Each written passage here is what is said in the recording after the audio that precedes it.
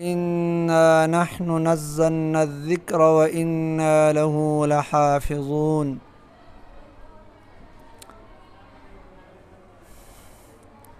زما عزتمند و محترمو،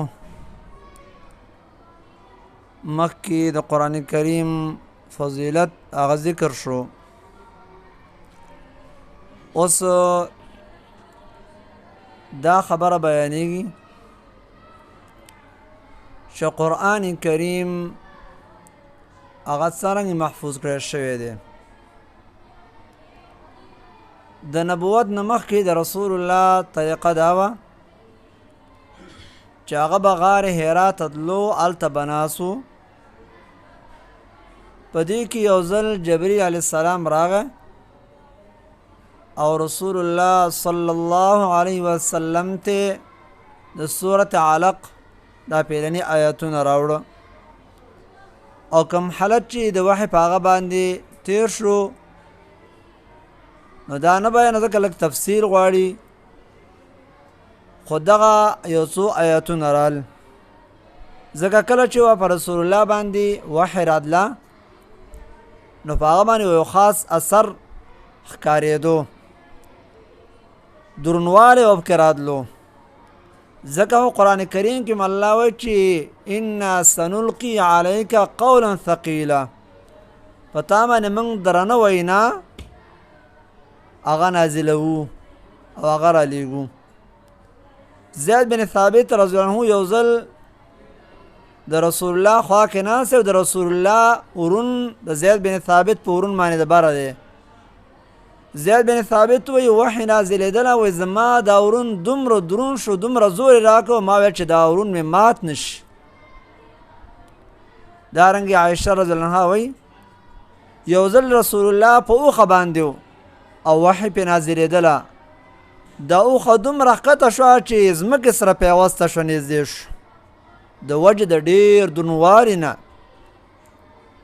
نو کم خلک چې دا قرآن لولي دا معمولي کتاب نه دی، پکار ده چې د دې څخه د ډېره تعظیم خیل وي، د ده د لویوالي خیل وي چې دا یو دروند کتاب الله را لېږلی دی، او الله رب العالمین د دې کتاب د حفاظت ذمواري اخیستې ده.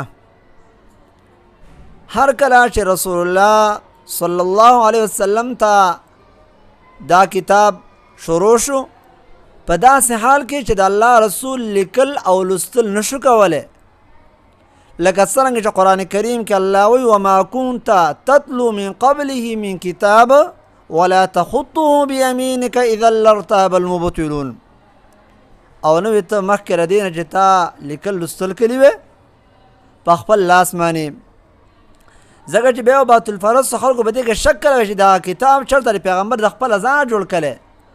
نو پیغمبر داسې حالت کې چې امی و او دارنګې کاتب نه و، لیکونکی هم نه و، نو هغه کاتبین د وحی ساتلي و لکه ابوبکر صدیق او زید بن ثابت. نو چې کله به کوم صورت کې یا کوم آیات نازل شو نو هغه به هغه راوغوښتل چې راشئ دا آیات کلمه ولیکئ. نو په څه به یې لیکل؟ هغه وخت کې خو داسې پراخي نه وه، داسې وسعت نه و، نو د لرګو په تختو به لیکل کول، دارنګې په چمړو به لیکل کول، او د کجورو په پټو به لیکل کول، یا په خویه کاڼو به لیکل کول. په دې طریقه به قرآن کریم لیکلو او جمع کولو وی. دا اولنۍ مرحله وه د جمع کولو د قرآن کریم. کله چې د الله رسول د دنیا نه لاړ او ابوبکر صدیق رضی الله عنه خلافت شو، نو په دې کې یو جنگ د صحابه کرامو راغی، جنگ یمامه. نو په هغه غزا کې 80 قاریان شهیدان شو. د عمر رضی الله عنه څخه دا یره پیدا شوه چې داسې غزواتو مخې ته راځي، زموږ نه به دا صحابه کرام او دا حفاظ دا شهیدان کېږي، هسې نه چې دا قرآن کریم زموږ نه ضایع شي. نو عمر رضی الله عنه راغی او ابوبکر صدیق ته وایي چې دا قرآن کریم را جمع کا، هسې نه چې دا زموږ نه ضایع شي. هغه ورته وایي څنګه داسې کار وکړم چې رسول الله پې امر نه دی کړی، خو دا مطالبه د عمر رضی الله عنه ورته جاری او بار بار ورته ویل چې قسم په الله چې دې کې خیر قرآن را جمع ک. ابو بکر صدیق وی الله زما سینم دې خبره ته کولاو کړه چې دا قرآن کریم را جمع کول غواړي. هغه زید بن ثابت هغه راوغوښتل او ورته ویل چې ته د رسول الله کاتب الوحی قرآن کریم را جمع ک. زید بن ثابت وی هغه ما ول انکار وکړ خو بیا هم د مشرانو حکم و. هغه وی غاړه مې ورته کېښودله خو دا خبره په ما باندې دومره ګرانه وه کو چېرته ما ته دا حکم کله وی چې دا یو غر دی بل غر ته نقل کا دا به اسانه وي په ما باندې نه دا چې قرآن کریم را جمع کم. هغو سره دومره یېره وه د الله نو دومره قدر و چېرته زما نه زیاتی کمی را نشي دې کتاب کې. ابوبکر صدیق رضی الله عنه چې دی نو د هغه په حکم باندې قرآن کریم ولیکلی شو او داسې طریقې سره ولیکلی شو چې د هغه نه د یو قرأت تخصیص ونه کړی شو بس جمع شو. دا د قرأتو خبره مې وکړه په دې ځای کې لږه دا خبره واورئ چې اولا قرآن کریم په یو قرأت باندې راغلی خو بیا ټولو عربو ته په دغه یو قرأت او یو لغت باندې خپله ژبه سمول دا ګرانو.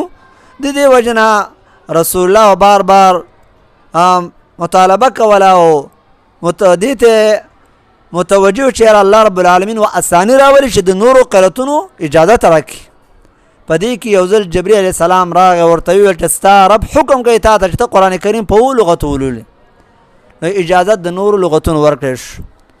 د لغتونو مثال قرآن کریم کې ډېر دی تاسو سره څه قرأتونه چا نه اورېدلي مي لکه مثلا چاته ابراهام اسانو چاته ابراهام او چاته ابراهیم یا ادراکا ادریکا لکه پښتو کې هم داسې چې اوس پښتانه څومره ډېر دي خو څوک کوي راشه څوک کوي ریشه څوک کوي روشه راکې شونډې ګول کوي.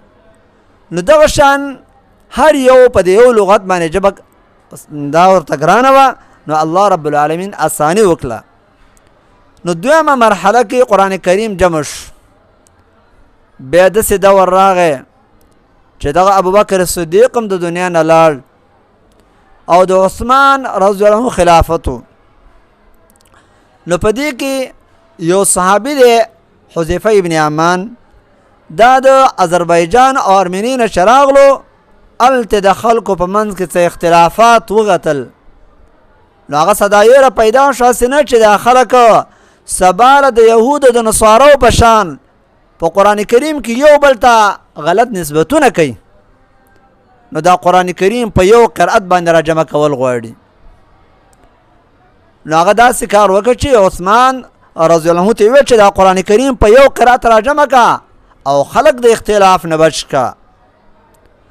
نو عثمان رضی الله عنه دا خدمت شروع کړو او د دې خدمت د پاره څه شرطونه کېښودو او الله وایي چې ټول هغه قرآن مجیدونه چې کوم د ابوبکر صدیق په وخت کې لیکل شوي هغه دې راوړی شي. دویم کار یې داسې وکړه چې د صحابه کرامو یو څلور کسان خاص کړه دا یې شورا جوړه کړه د دیو او ورته ویل چې تاسو قرآن کریم ولیکئ او په دې کې درې صحابه کرام د قریشو نو لکه عبدالله بن زید او سعید بن حارث او عبدالرحمن بن حارث. دا سعید بن عاص او عبدالرحمن بن حارثه دا درې صحابه کرام چې نو دا د قریشو نو او زید بن ثابت دا انصاري صحابي وو او دې ته ویل چې تاسو قرآن کریم را جمع کړئ خو که چېرته ستاسې په یو قرأت کې اختلاف راشي نو د قریشو په لغت باندې ولیکئ.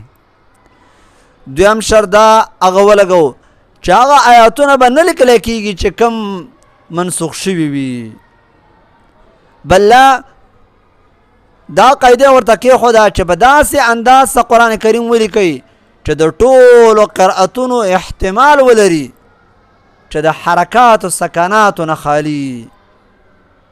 نو په دغه ترتیب سره هغوی قرآن کریم را جمع کړ. نو بیا یو څو صحائف یې ته جوړله یو څو قرآن مجیدونه هغه ولیکل. نو یو ته مصحف مکی و بل ته مصحف مدني و دارنګ مصحف شامی مصحف بصری او مصحف یمنی او مصحف بحرینی او دارنګ مصحف الامام چې د عثمان رضی الله عنه څخه مصحف فاتح کړی شو.